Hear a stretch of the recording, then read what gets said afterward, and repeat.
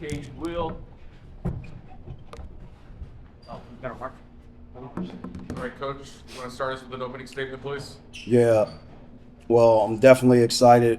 I had a long conversation with Leonard Hamilton last night. Obviously, we know who he is around these parts. Gave me some great wisdom. Unbelievable mentor to me. This game was dedicated to him, obviously. I'm proud of our guys to be able to do something that we've never done in history. That's win at Kentucky. And obviously, being able to go 2-0 to start our SEC schedule. Our guys was resilient. They didn't break during the moments where we could have. We withstood every run that they were able to obviously execute, whether it was big shots, whistle may not have gone our way, but our guys fought. And this guy right here to my left, he put the team on his back and allowed other teammates to step up when he needed a break. So I'm proud of Mark Mitchell and our entire program and staff. Questions? Okay, if you have questions, raise your hand. We get a wireless microphone to you. Dennis, they win fast break points 24/7, but you guys really limited them in the half court. Just what was the game plan there, and what did you guys see that you could be effective with there? Well, I think ultimately a part of their resilience in terms of Kentucky and Mark is to get the ball out in transition, and they did a good job. They minimized their three-point shooting. I believe at the 10-minute mark in the second half, they had about 10 three attempts. So they lived behind the three-point line late in the game, and our zone, whatever it was, they made a few, but it put them in a stagnant situation. And like you said, transition was the way they got to the paint.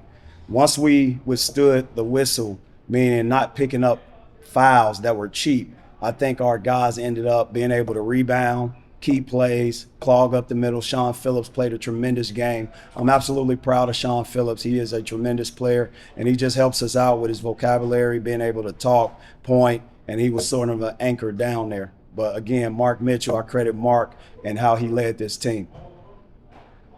Yeah, Mark, around that last media time out there with about 4 minutes, that's kind of where the game seemed to swing for the last time. What did you see from the team? What was kind of being said around the team in and around that time out there that helped swing around that last time? Yeah, I think just us not breaking is just an accumulation of everything we've been doing leading back to winter break. Obviously, what we do on the court is important, but just the amount of time we spent together, the amount of just team building we've been doing, I think that was just an accumulation of everything. We didn't blink. We just stayed stronger, got closer, got more together, and I think it showed in those last couple of minutes. Dennis, you guys were able to settle into the game really well in the first half. I think you led by as many as 7. You obviously led at halftime despite that long-distance three-pointer. Just what was the biggest key to settling in, quieting the crowd and getting off to a strong start in the first period? Just focus, playing our best basketball. Our guys were able to play their best basketball. We minimized Kentucky's transition. They didn't make many three-point attempts. I thought we didn't foul as much, but that last play in that first half hurt us. And from that point, they went on like an 8-10-0 run, and we kind of got our feet back up under us at that moment. And how we responded. This game wasn't won tonight. It was won in shoot around. It was won in practice. And I just blew the whistle every single time when a guy just even put their pinky finger on somebody in practice. Even shoot around, we disrupted. And the way our guys responded after hearing a whistle was ultimately how we won the game. If you look back at the clips, it was almost like they were cheering once we got a foul called on us, meaning our team. And that's rare, but what's rare is how they responded, how they stayed together, how they were able to execute the game plan, stay focused, remain resilient, and they were active listeners completely throughout the game in every situation. They took over the huddles. I didn't want, and I don't want credit. I don't want any credit for this. Our guys played, they took over the huddle, and they led in a tremendous way. You heard their voices, not my voice. And I give them credit for what they have accomplished, and I'm proud of them. Question for both of you. Mark, what kind of changes for the team with Jaden Stone back in the lineup? And Coach, what's allowed Jaden to get back in the swing of things so quickly? It's a huge addition. Obviously, he was playing really well before he broke his hand, and since he's been back, he's been great. I think obviously the shooting, but I think just the toughness. He gets in there. I don't know how many rebounds he had tonight. 6, 7 7 rebounds. But just the toughness he has. You know, he provides another layer of him and Trent just being back. Just two really good players that would help us win. And I think just the way he kept preparing. Obviously, he couldn't practice with us, but he was still in the drills. He was still conditioning, things like that. And I think it's what made his return so seamless. It's easy for a team to complain, but our guys have had their arms open waiting for those guys to return. And by way of that, you saw unselfishness. Guys had to step aside. You look at the minutes, you look at the rotation. They've just been trusting me in terms of who's played and who hasn't. Sebastian Mack didn't play tonight, so that's a DNP. But the last game, Honor Boateng was that person. Trent Burns didn't play tonight. So guys were still actively involved. If we check their Connexon chips and everything else, I guarantee you their heart rate and everything else in terms of miles, in terms of activity, it was very high, regardless of if they did not play. And when you measure those analytics, which I look at, it's telling of the game. Our guys were into the game the entire time. Our staff did a great job. I want to continue to give them applause for preparation, but they did a tremendous job preparing the team, preparing me, being able to be flexible, but also accepting the changes that's taking place. Dennis, after you spent your last time out there, I think with about 5 minutes left, what did you see over the next minute? Well, I spent my last time out at the 5-minute mark, I think. And at that point, it became the players' team. It did not become my team. And what we practice is being able to communicate at a high level. Again, I got our sports psychologist with us, Dr. Joe Carr, who's sitting right there. And he's done a tremendous job with our team building program and everything else, but psychologically and emotionally getting these guys prepared to play, but play for each other. And when you see no timeouts, every huddle, our guys echoed, no timeout, no timeout, every single time. The other part of it is, in that moment, whenever Kentucky called the timeout, they helped us. They helped us get settled. They were able to help us huddle. And at that point, our guys ended up communicating, and we were able to steal some moments in-game execution. And that's what they did in our fire drill. We call it a fire drill when we get under the 2-minute mark, out of bounds plays, things like that. We didn't turn the ball over. And that's the part that won the game for us. Questions for Mark, please? I actually have one for you too, Coach. But Mark, you guys beat 2 of the preseason favorites in the SEC in these first 2 games that you played. Where do you feel like you guys are as a team right now? I mean, do you feel like now you're a contender for this league title? I think when you start conference plays, a new slate, so I think all teams are contenders. I think they're really 2 really good teams. I think obviously we're ascending, is trying to get better. I think we have a long way to go. Obviously these last 2 games are really good, but I'm just glad the growth we've shown and how much room we have to improve. And someone to ask you about, it seemed like you were quick with timeouts whenever Rupp Arena was about to bubble and Kentucky was putting a few baskets together. Can you just kind of take me through your philosophy in that moment? Is that like how it is for most road games for you, or was it something specific to UK? It's just management of the basketball game, that's all. I wasn't afraid to use all my timeouts early in that second half. And ultimately, I had to make sure that I kept guys fresh. I knew right before the media timeout, I could use one, and I would rather use one then. And then we were able to respond out of that timeout. And then the next dead ball was another media timeout. And then after that, Mark called a couple timeouts, and I thought we were able to regroup in a way and win the game in those moments. When you look at the time of possession or the lead, they had it for 16 minutes. They had it for 17 minutes. We had it for 16. Is that correct? They had it for 17 minutes, the lead? Yeah, they had the lead for 17 minutes. We had it for 16, and the bulk of that came in the first half for us, and then a bulk of that came in the second half for them. That game was a 4-minute game. And when we practice 4-minute wars, 4-minute games, and our guys won a 4-minute game at the very end, and we were able to take the lead and execute. But also, we didn't make mistakes. We didn't have self-inflicted wounds.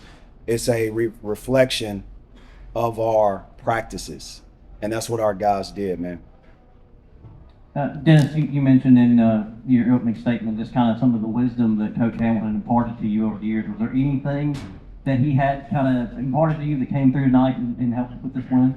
Well, when we think about what Leonard Hamilton did at the University of Kentucky as the first black associate head coach in the SEC during a time where he was charged with a difficult task, how do you diversify Kentucky basketball?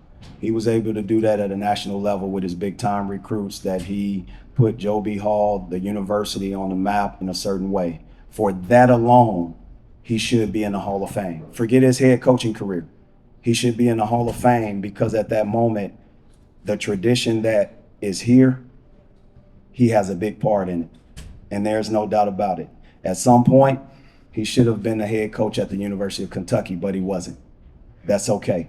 He started Oklahoma State. He started Miami. He did what he did at Florida State. He researched and have a blueprint that I am excited to be a part of his tree, to be able to build something from the ground up.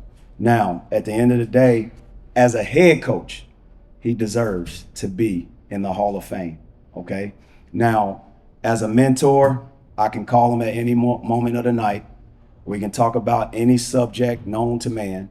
And it's just like the Florida game. He said, I was looking at the TV. I've watched the game 3 times and I was like a kid. That's what he said.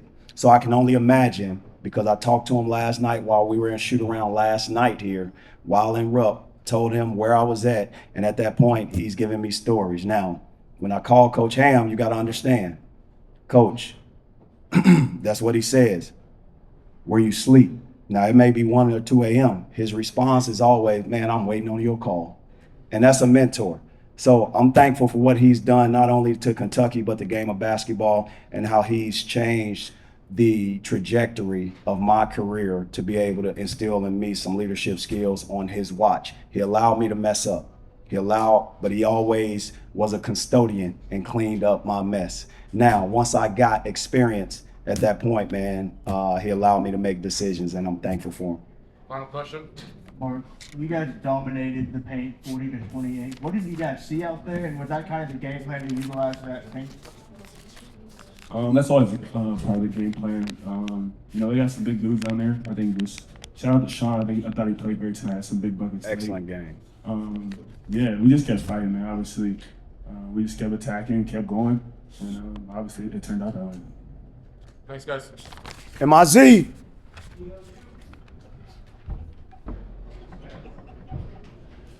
All right, guys, congrats to Missouri. Dennis, they made all the plays they needed to down the stretch. We're really frustrated with the ending of the game. I thought our guys came and tried to compete the best they could. And our execution down the stretch was poor. And you have to be able to execute better to win games. Take questions. Mark, they closed on a 15-2 run, final 4.5 minutes. Just what specifically did you see over that time, and especially that last minute with those 2 turnovers? Yeah, it was tough. I mean, we're up 8, and we have a timeout, and we come up and give a horns duck catch that we had gone over and over and over, and just got caught by surprise. Really unfortunate at that point. And then we come down and we turn it over, sideline out of bounds, and a trail 5. Just a poor effort on cutting and getting catches and being disciplined. And we just choose to turn normally. And we get a 3 for Cam that we really like. We get a 3 for J-Lo that was okay. We much rather had him. He was having great success putting his head down and getting in the lane. And then we had the 2 backdoor passes, the sideline out of bounds backdoor pass, where it's just a standard action for us. When they take away the zipper, we get a catch with the 5 and we go backdoor. And it just went out of Otega's hands inexplicably. Sometimes it happens that way. And then the look with BG and Cam on the back door on the other side is exactly what we like. It's exactly what we do. It's wide open, and we just didn't execute it. And then we wanted to reject the last screen, and we'd had good success on rejects and flips on that left side, and J-Lo opted to go middle, and we didn't make the plays we needed. So really frustrating. But I am grateful for our guys' fight. I thought they competed. I thought the game was messy, like you would expect this game to be with that much size on the floor. I thought we did what we needed to do, and then we just had things not go our way the last 4 minutes and 30 seconds. Mark, it was another slow start for you guys today. You trailed at halftime again. What's been the biggest theme this season for why you guys have been out so slow start? Well, I think I'm really frustrated with our pace and our movement. I'm just really frustrated. We're emphasizing every day about sprinting to screen, sprinting to screen, sprinting to screens, and it is like we're in molasses out there, and we're trying to simplify and dumb things down. But man, we are just. I'm disappointed with the pace, and I'm disappointed with our willingness to get to a second side. I'm disappointed with our physicality ducking in, and when we do that, when we turn the corner on some of those things, we'll be good. But we're not going to be good until on the offensive side until we find some pace. We're just not. Actually, we found more space to play a little smaller than I thought we would in this game. We actually found some space to do it, and I think when we did, we were effective. But when you don't have any pace, everything's easy. Ball screen defense is easy. Screenaways are easy. Flow action is easy when you don't have any pace, and we don't have any pace right now. Mark, obviously, the second game in a row that Jaden Quaintance kind of struggled. What does this team need to do to put him in a better position? What does he need to do better to kind of see more success? I wouldn't even call JQ struggling. I mean, guys, he hasn't played basketball in 10 months, and he's coming back from a massive injury. And the fact that he's on the floor for 17 minutes and playing with that kind of physicality is tremendous. So he's going to get better every single day. Like, he's a superstar in the making. It's just, it's hard. Like, this is a hard process for him. There's no doubt about it. I was proud of him for stepping in the starting lineup and coming out and being competitive and physical, and he's going to get better and better. Mark, what was the message to the team that last time out, and what did you see on that execution of that last? Yeah, we just tried to keep it as simple as we could. We wanted to go milk the same reject action we had. And we just didn't, inexplicably. Again, we had no pace running into it. We just were a little frozen, and we just didn't execute it the way we wanted to. Mark, kind of two-part question here. What is the message to the team as far as morale goes after a loss like that, coming off the Alabama loss? And then from you, what's the message to the BBN for the rest of the season when morale is down like this? Yeah. Well, this is a hard space. And this is tough. It's not the way we intended to start SEC, but it is exactly what we have in our hands right now. And when you go through hard times, which everybody does, the question is how much does it take to break you? And I'm not about to break. This group's not about to break. We're no place there. And the only thing you can do is grieve as quickly as possible and move on to the next incredibly challenging game, which we have on Saturday, and with the effort of trying to get better. And these guys will. And BBN has the right to do and say and act however they want. They're the greatest fans in the world, and they should be. I'm sure they're incredibly frustrated and upset. So they get the right to do whatever they want. In terms of this team, we don't have that opportunity. Our job is to suffer all night long, figure out how to do this a little bit better, get a little bit tougher, dig in a little bit harder, execute a little bit more well, and move on and win games.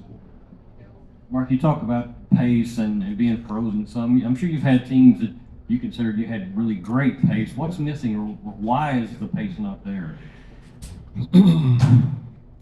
We have some moving pieces. We are playing a little bit bigger. We're working hard to really just simplify everything, just so simple. It's a work in progress, and it is frustratingly slow. It just is so frustratingly slow.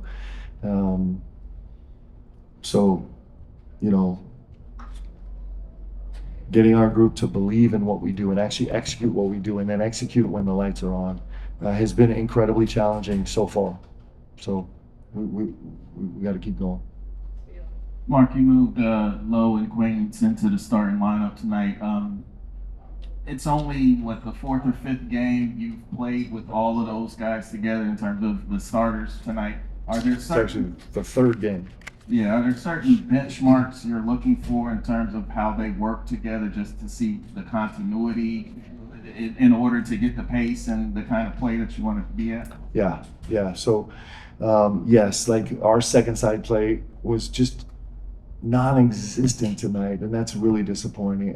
Actually, we kind of lost some of the physicality of our duck game, which should have been a crucial factor to what we did today. It was a first time going with this lineup. We'll probably morph the lineup a little bit as the game sees fit all through the season, but there's a lot of benchmarks, and those being a few of them. Mark, you guys won fast break points 24/7. Obviously, I know you want to get out there, but there were still times where you were just imploring guys to get down the floor. Is this stuff they're doing in practice and it's not translating, or is it do they still need to flip that switch and know to just go? We're having a tough time translating. I'm not sure exactly why, but we're having a really tough time translating. And so, and part of it is that there's some new, for sure. Part of it is the weight of what's going on, for sure. But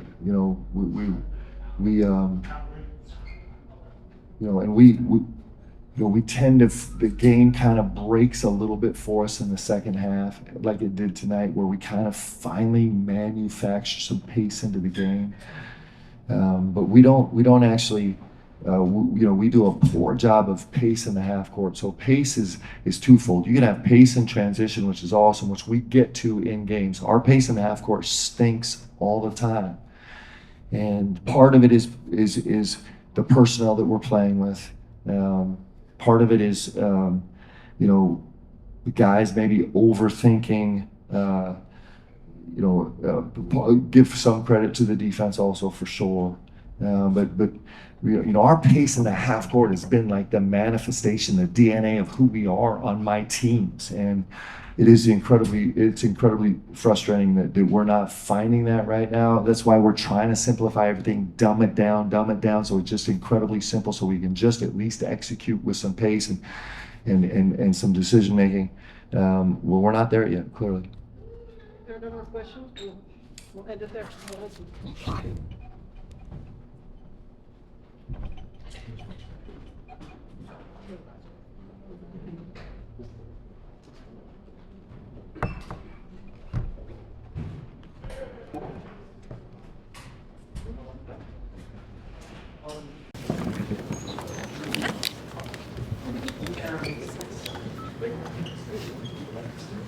So Malachi, how frustrating was this one? Sorry. Very frustrating. That last possession, they had that offensive rebound. Should have done better on that. That's supposed to be my rebound, so I take full accountability for that one. It wasn't just that one, though. There were several plays down the stretch. What was the difference? You guys just not making those plays. I think our pace was a little messed up, but we're still trying to figure each other out. We got guys coming back from injury, figuring out where people fit, different lineups and everything. So we're just trying to figure that part out right now. But we're working and we're trying to get better. Malachi, what's the message either from Mark or the leaders in that locker room to try to keep you guys together when maybe things haven't been going well the last few weeks? Just that I think tonight we showed a lot of fight, but we still didn't play our best basketball. It's like a lot of people say, our pace is very, very, very intermingled right now. But like I said, we got guys coming back from injury, and we're trying to figure out different spaces where guys fit. So we're learning every day, and we're trying to make the most of it. This is your first year in college basketball, but how is the morale right now with the team? Are they going to bounce back? I can fully confidently say that we are going to bounce back. I don't think there's a single soul in the locker room that thinks we won't. We're all here together, and we're here to represent this state in this jersey. There was a moment there in the second half where you guys found some pace. What was going on in that stretch there?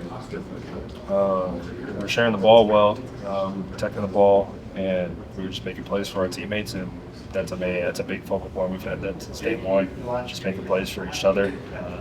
And there's always that theory that if you make plays for your teammates, the ball will always come back to you at some point. So I think we were in that little stretch. We were making plays for each other, and the ball started coming back to everybody else. So I think we're open. Malachi, what was the vibe in the locker room after you see? I mean, Coach Pope picks up a tech, and then Hagan hits the half-court shot. You think the vibe was pretty good about it? Yeah, everything was good. We kind of just talked about transition. I think late in that first half, they kind of started getting out in transition, and that was getting easy points. Then just staying legal, guarding legal. That was also a main focal point, and just to keep rebounding the ball. And just to How do you think you feel like personally? I don't dwell on personal performances. This is a team game at the end of the day, so I could care whether I had 0 points or 30 points. If we would have won, then I'd be the happiest guy in the world. So, but that last possession there, I didn't get the defensive rebound, and they got 2 more free throws, and I think that kind of sealed the game. So, I think accountability for this one. Made it so difficult to score in the paint and also guard in the paint tonight. I'll say, obviously our shots just wasn't falling. I feel like our guards getting to their spot, but they just couldn't connect tonight. I just feel like as a whole, we just got to step up in that area on defense. I feel like we still have the best front court, but we got to bring it every night. 0-2 start to SEC. What's kind of the mentality in the locker room, and what can you guys do to kind of put this behind you and move forward to it for next year? Yeah, we're trying to win every game, of course, but we got to keep our heads high, try to forget about this game, go and practice tomorrow, and get better this one on Saturday. Coach talked about simplifying the offense. How much different is it this year? Mo said something about that in the media thing earlier this week. How much different is the offense you all running now? Oh yeah, obviously everybody know we changed it a little bit, but we all just got to know the offense. Got to run it right for it to work. But we still in practice. We're still working on it. Just waiting for it to click for us. Obviously you guys are up 4 minutes to go, I think by 8. What was what happened there at the end? What did you see? Just too many turnovers. Obviously at the end, just gotta take care of the ball and crunch time like that, so we can come out with a big time win. JQ, the last 2 games, hasn't played his best basketball. Just kind of him coming off an injury, you obviously, can you just talk about the difficulty of just kind of coming off an injury like that, not playing for so long, and then coming out here trying? Yeah, he was out for, I think it was like 8 months or whatever, but he came off a big injury, but he's still in practice, fighting for us. Obviously he down there, trying to get every rebound. He's not worried about the mistakes he makes, but I feel like he's a great piece for us. He's still coming in, great energy and working hard. We talked about morale and everything. How do you feel like things are right now in the locker room? Yeah, I feel like it's still positive vibes coming in. Just waiting on the offensive click and see everything to click. And once we get rolling, stuff will start looking real good for us. But we got to keep our heads high. Don't focus on the outside noise. It's a lot going on right now. We just got to stay in our inner circle and keep believing in us. You talked about getting better. What do you guys need to get better at specifically? Yeah, just learning the new offense that we're running. I'll say, buying in on defense, and just clicking, like I said. So, just going to practice every day, keep working on anything until we click. When did you all put in this new offense? How long ago was that? Do you know? I'll say it's something like we've been working at since everybody got here. We talked about it, but it changed. Throughout the games that we play. I don't have like a time like that to change, but it's just something we've been working on because we feel like it can work. So we just got to keep buying in on that and try to get it to click. Brandon, it was another bit of a slow start for you guys. Trail at halftime again. Just from your perspective, what's been the common theme this season with getting off the slow starts and trailing at the half? Yeah, just the first 5 we put out there, we just gotta go out there, just fight harder, believe in us, and I feel like if we do that, we can start getting off on that fast pace, and everybody wants to see it. What's the overall message in the locker room? Are you guys having an overall belief that you guys can bounce back?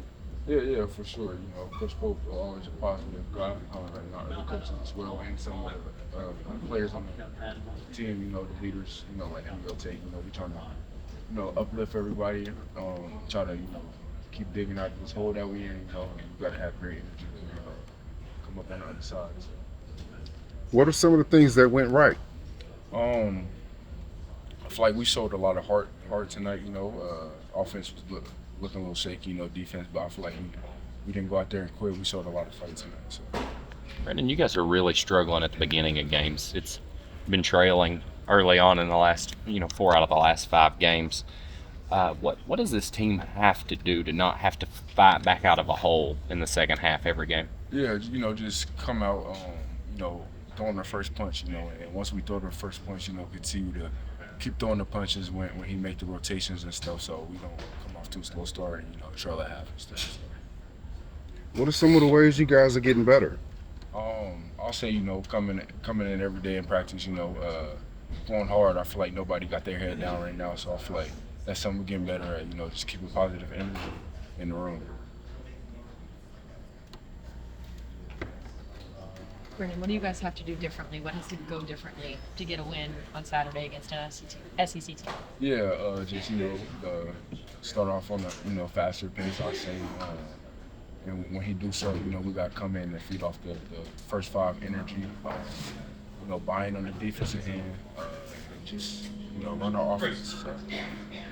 Pop has talked so much about pace with this team, and we just heard Malachi talk about that a little bit too. Where do you see this pace right now? Where do you think it needs to be? Yeah, obviously it needs to be, a lot better, but, we going in practice every day, working on the pace, and the new style of offense we're running, we just waiting on it to click, and once it click, I feel like we're in a good spot. For the fans out there who are like, what do you, pace, just play faster. Like, it's not as simple as it sounds. What can you tell them about what you guys are actually working on when you say we need to work on the pace? Yeah, just, whatever 5 is out there, just knowing what spots we need to, get to and stuff, as me, I'm playing the 4 now, so just me learning the 4, it's a lot of new roles going on. I'm not making that excuse, but, just keep working on it, it's new, so obviously you got to keep working on it and able for it to click, so. Yeah, you guys have talked about MP4T like all season long. You and Ortega had that great kind of back and forth in the second half today. You assist and he assists. What was that like for you guys? Yeah, that was a good moment, just finding open teammates, they drill that in our head, so when we go out there I just feel like I try to make plays for my teammates any way I can. So. Coach Oak talked about things aren't necessarily translating to practice. Is there any specific barrier that you're seeing that's just not translating? Yeah, I'll say just obviously our offense. I'll say like you said, in practice it's just it's smooth. I don't know what it is, but it's just not clicking in the games. But I feel like if we keep working that, and we all keep binding like we are, I feel like it'll click. So it's just taking baby steps in that direction. Last question. I guess that we have mistakes on, so we make mistakes in position, try not to multiply it. So really we just need to, I guess, emphasize, like I said, he said pace, and I said pace as well. So really just picking up little things like that so we can capitalize on our mistakes. There was a stretch there late in the second half when you found some pace. The team did what was going right there, and what happened in the final 4 minutes. We were just getting out in transition, you could say, and Thank you so much. we had great play calls and we executed them perfectly. But then toward the end of the game, we just made mistakes on the plays that we drew up, and that's gonna happen every game. This is probably not gonna be the last time that we make mistakes multiple times in a game. So we're gonna be good. We're not tripping at all. What specifically can you do to kind of generate that pace in the half court? A lot of people, when they hear pace, think transition, fast break points.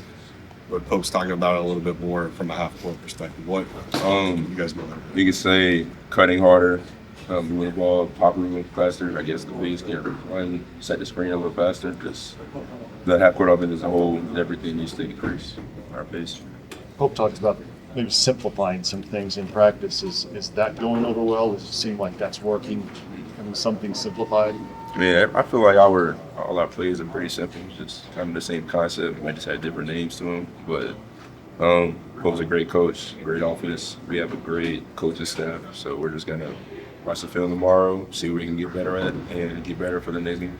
Cam, what's the key to sort of holding this thing together? Obviously, you guys are going through some adversity. What do you need to do to just keep everybody pulling in the same direction?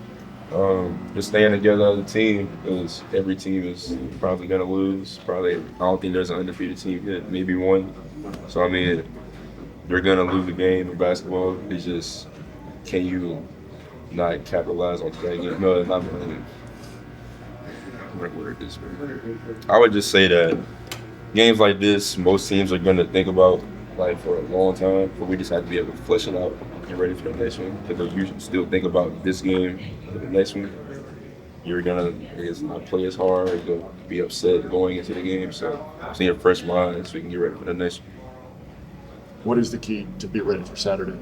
Just going back, looking at our mistakes, try not to make as much mistakes as we did today, and look at their personnel, look at their plays, just try to figure out multiple ways we can stop them because they're a great team. They have a great guard, so we just have to be ready to just play our hardest. We can to win. You have any thoughts on why you're not able to get to the pace that Coach Pope wants to play? Why can't we get to the ring? To the pace. He seems really frustrated with the slowness. He said it looks like we're in molasses right now. I guess I don't. I mean, I don't feel like we have, I guess, a pace problem, you could say. I guess there's probably some plays where somebody doesn't like cut as hard. Could be through fatigue or something. I don't know. But I wouldn't say that we have no pace when we run our offense. But I mean, I guess they say that. Probably got to ask this already, but from your perspective, what went wrong over the final few minutes of that second? I would just say they gave the ball to their star player, just put him in multiple scoring opportunities, and he just capitalized. So he's a great player. They're a great team, great guards, great wings, great bigs. So they just capitalized on our mistakes that we made on offensive end, and they scored. BG had a couple of really solid plays there in that second half after kind of sitting on the bench a little bit the last few games. Just what did you see from him and his ability to come off kind of cold off the bench and still help you all a little bit? BG is a great player. He definitely understands the game a lot. So it doesn't matter if he starts or come off the bench because I know that he's going to do what he needs to do. And we all put our trust in BG. So great player, great teammate, and he's always working hard whenever nobody think he is. So it's great to be on the same team this year, for sure. James, a loss like this is feeling different than like the losses to Michigan State or Gonzaga, which were just blowouts. I mean, this was one you guys were really in control for a good bit of the game. I mean, I would just say a loss is a loss. Doesn't feel any different though, being up. I mean, like in fact, you guys were in control. I think it's a little bit different than being blown out. Just lost the game. I don't know what else. I don't know what else you want to hear, but we just made mistakes kind of in the end of the game that we shouldn't have made. And like you said, we had the lead and we just lost the lead. Kept making mistakes and they capitalized on ours. So just got to get ready for the next one. That's all I can say.